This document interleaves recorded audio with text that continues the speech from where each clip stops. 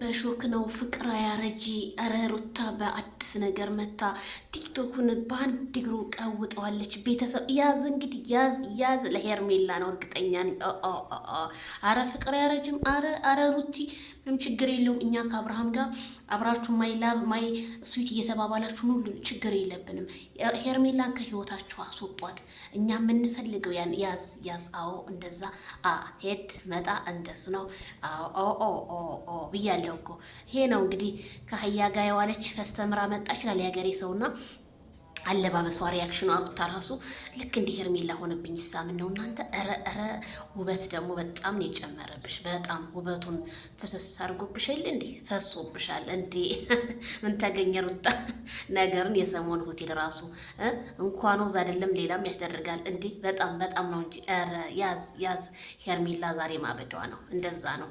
እንደዚህ እያልሽ አብርሃምን እናቴ ወደ ህይወትሽ አስገቢው እንጂ ካላስገባሹ ነገር ሁሉ ከንቱ ነው። አስገቢው በቃ። እኛም ፈደናል። መርሃባ ብለናል ሩቲ።